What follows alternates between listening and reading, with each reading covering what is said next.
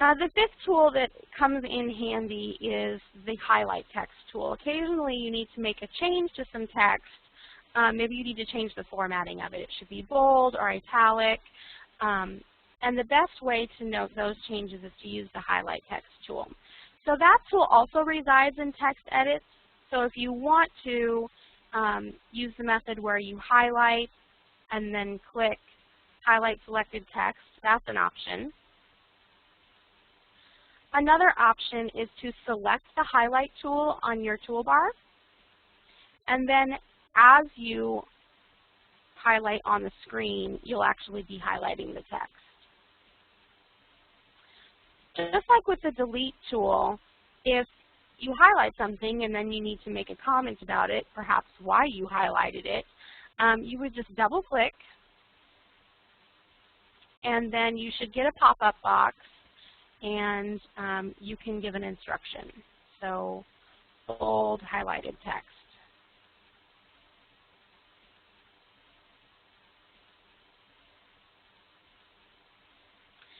This can also be accomplished if you have a correction that happens several times on a page. If you want to just highlight all of those instances and then put a general sticky note that says to bold highlighted text, that's a good way to do that. Sometimes you have the case where you have a lot of corrections that could be annotated that way, but then there are some other highlights that you want to use for a different purpose. So you can change the color of your highlights so that you could say, you know, please bold all pink highlighted text and italicize all yellow highlighted text. To change that, you just want to right-click on the highlighted portion and choose Properties.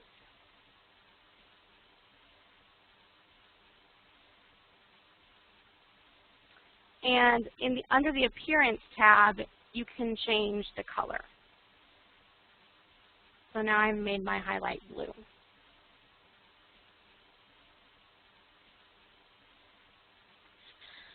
These 5 tools that I've just shown you, the sticky note, replace text, insert text, delete text, and highlight text tools, are going to be able to communicate the vast majority of corrections. They're very easy to use and very clean and clear, and will get you most of the way. There are, of course, all kinds of other tools that you can use. First, I'd like to recommend that if you can use these tools to communicate something, there's no need to get fancy and try all of these other tools. But occasionally, you do need to use them, so I am going to go ahead and show you several other tools. So also up in your toolbar, you see these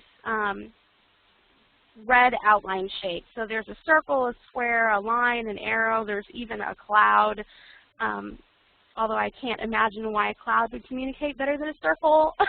You can use it if you like. These tools are also very easy to use, similar to drawing in a Word document. You just click on the tool that you want.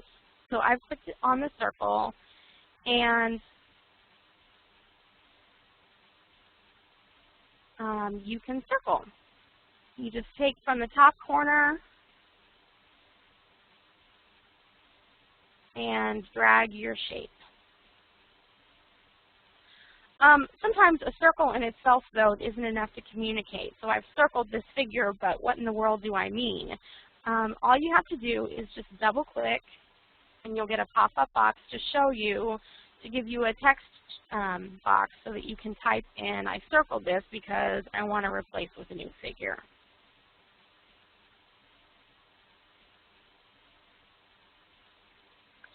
The same thing goes for the square. You would just click on the square up top and then click on the screen and drag to create your square. And then you can double click if you need to add a note.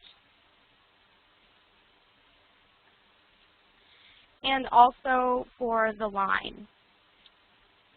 The line tool can come in handy if you have tables that are messy, that need realignment, as you can draw straight lines to show where they need to go. And unfortunately, I don't have a table on this page.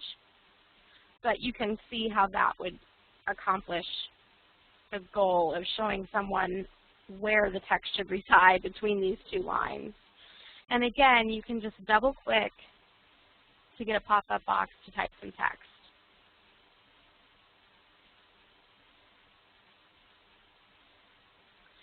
The arrow tool is just like the line tool, except it's got an arrow on the end. So the arrow starts where you start your cursor, so you want to start with the item that you're going to be pointing to and drag out from there.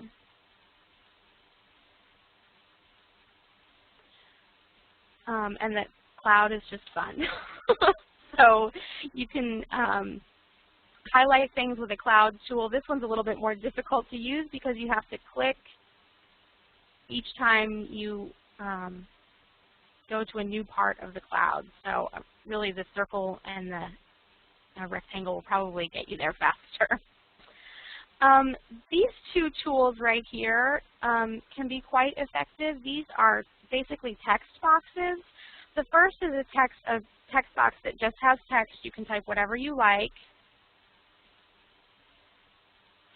And that I just did by clicking on the text box, and then I click and drag to create the box the size that I want, and my cursor immediately goes and I can start typing. The second text box is called a call-out tool and can be used to point to a specific area and write some text. So again, when you stick your cursor on the screen, the arrow is where your cursor begins, and the box goes from there. So you want to point to what you're talking about, and then pull out from there. And then as you type, if you type a lot of text, your box will just get bigger. So you don't have to worry about resizing the box yourself. However, if you need to resize your box, you can do that by clicking and then pulling on the squares. You can also reposition your arrow after you've made a call out just by highlighting the box and then clicking on the tip of the arrow to move it around to point to something different.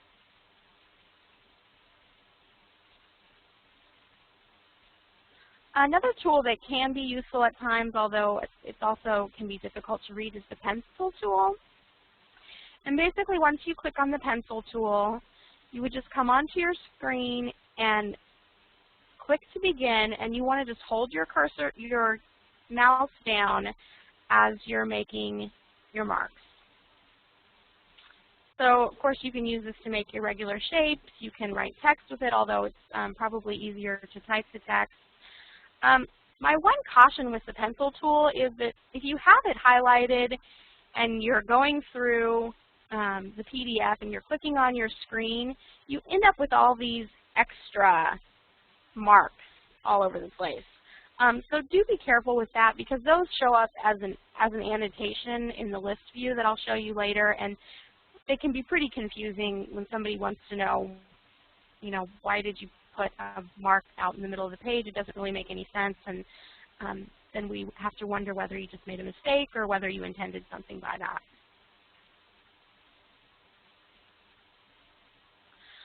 As I said before, simple really is best. So stick with the 5 tools when you can. Use these additional tools when they're just not enough. Don't use 2 tools to communicate the same corrections. Don't use 2 tools when one will do. It really isn't necessary to delete a word and then highlight that you deleted it and put a note that says that you deleted it just to make sure, please, please, please delete this word. I promise we'll get it the first time. Also, a common mistake is, not really a mistake, just an inefficiency, is folks tend to use the delete text tool and the insert text tool rather than the replace text tool. So if you want to replace a word, it's not necessary to delete it and then insert a new word. Just use your replace text tool.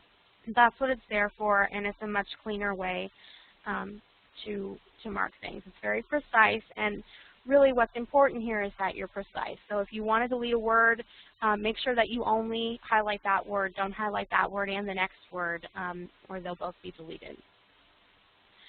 So now that we have some things marked in this PDF, I'll show you just some viewing options.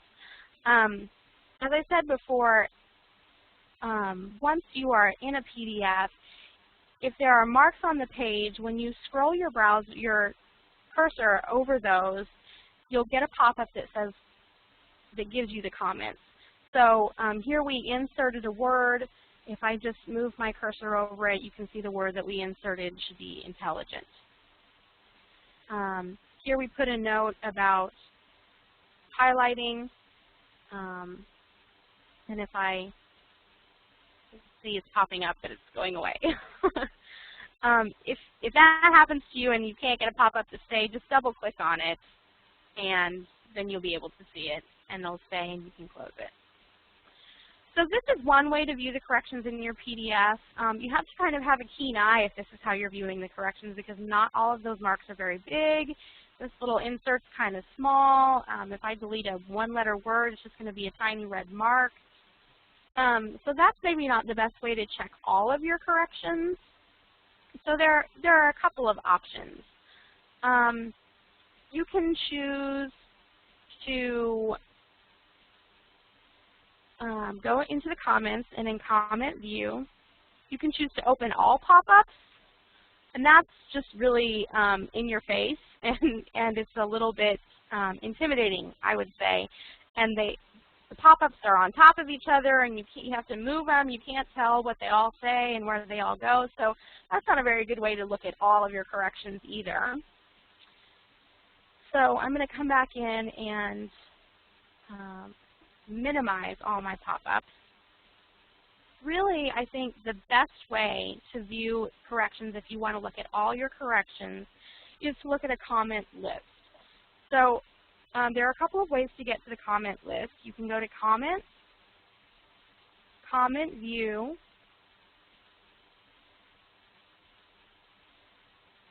and Show Comments List. Or I always like to show the one-click method. You can just click on these two text bubbles down here on the bottom left corner, and you'll get your list automatically.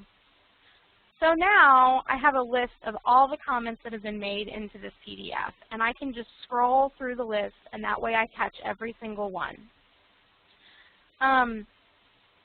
You'll notice as I have this comment highlighted that it's also highlighted on the screen above. So as I scroll through the comments, it will move to the appropriate page and highlight the appropriate comment so that you can see where it is on the page, so that it makes more sense together. You'll notice you also have these check boxes. So as you're checking corrections, you can check off the ones that are done, and that way you can keep track. If you need to show some of the comments but not all of the comments, you have this toolbar right here where you can sort. So you can sort by type of comments. You can look at one page at a time. You can sort by authors if you have multiple people making comments and you just want to see your comments. Or you can also sort by checkmark status. So once you've gone through all your comments, you can go back and make sure that you check them all. Since I'm the only one commenting in here, it's not going to be very effective, but I to show authors. But I can try type here. This is just telling me what it's doing. And now they're sorted by type. So I have all my crossouts together, all my inserted text together. I think it's probably really more effective just to go through from the beginning and go all the way through your correction.